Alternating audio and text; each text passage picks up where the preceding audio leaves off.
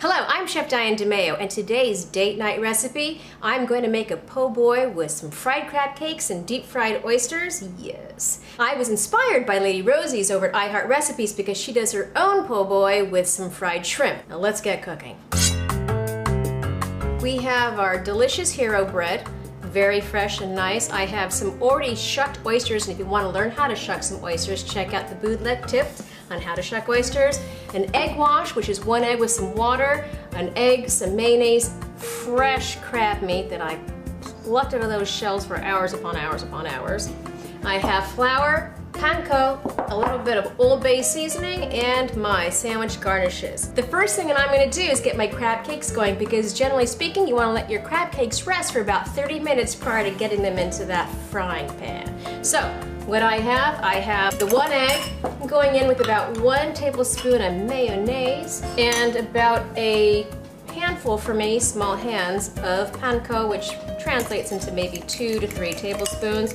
Mix it all together. I'm going to give it a nice dash of some Old Bay seasoning, and if you don't have this on hand, use little paprika, some seasoning salt, or just don't use it at all. I like it. I like the taste. In it goes. Mix it together. And I always mix everything together first. Why? Because it's evenly distributed when I add my crab meat in. Here we go. Now, the key thing here is that when you add your crab meat, you want to fold it in. Why? Because we like super big chunks of crab meat, not all like fine, yeah. No, we want chunks. So there you go. There it is. Here, okay. Fold it in, and a fold is just flipping it over.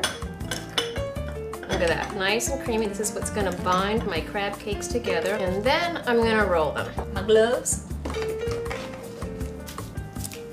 I just love putting these on. And I'm gonna take this into a nice little ball. And once I let it rest for about 30 minutes, these crab cakes will firm up and take a great shape. Well, they already got a great shape. They will firm up and be easy to fry. So I'm gonna go ahead and do all of them.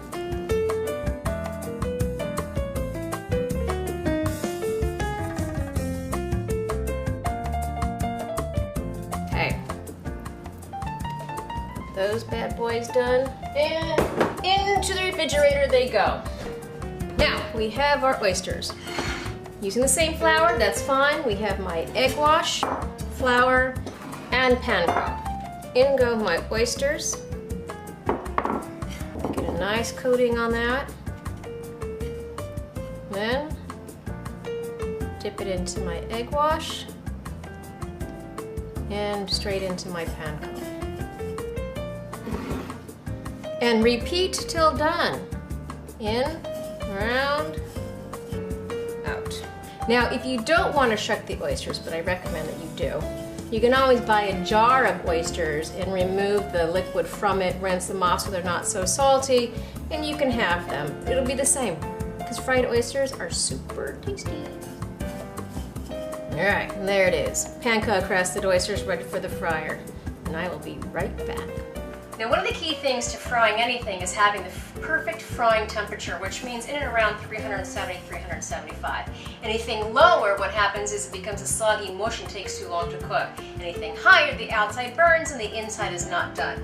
Now, if you don't have a thermometer, one of the best ways that I've learned, an old trick in Asian world, or for me anyways, is you take a wooden chopstick and you insert it into the oil. Now, if bubbles start to gather around it, as you see is happening, that means your oil is ready.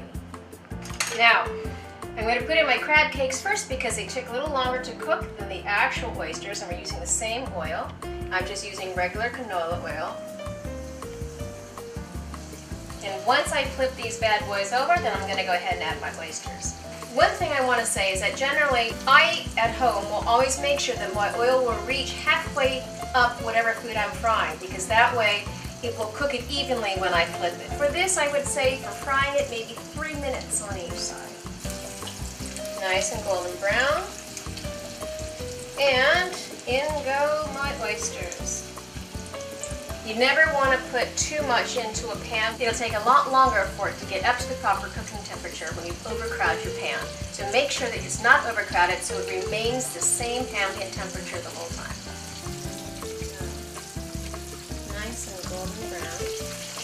These are almost done, about another 2 minutes for both. And we're gonna take these out and we're gonna plate our po' boy.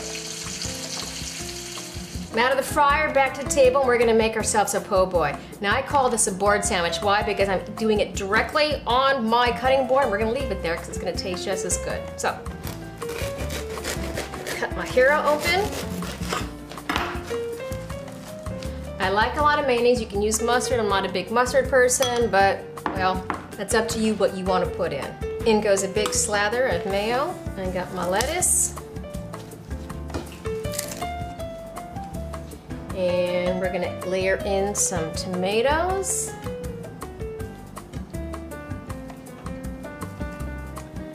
Oh, yes. This is a sandwich. Okay, then we're gonna top it off with some delicious crispy oysters. Holy heckina! We're gonna top it off with a little bit of mayonnaise on here.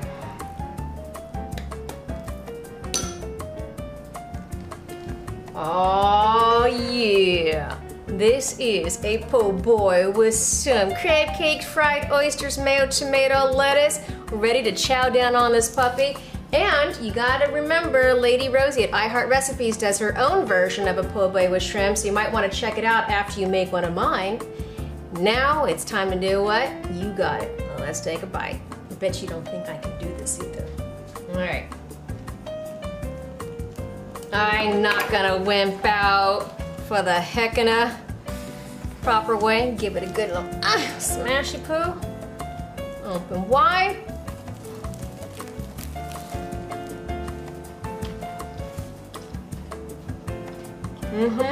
That is a bad mamma jamma sandwich. I'm sorry.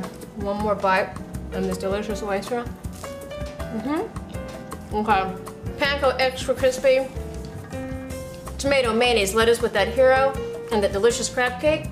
This sandwich was amazing, and I bet you're gonna think so also. And remember, you don't have to use the same mayonnaise that I did. You can go to Bootleg Tips and check out my flavored mayonnaise, sriracha mayo, and make any type of mayo that you want to. And I will see you next week with another super tasty date night dish. Thank you for watching, and I'll see you soon. Bye-bye.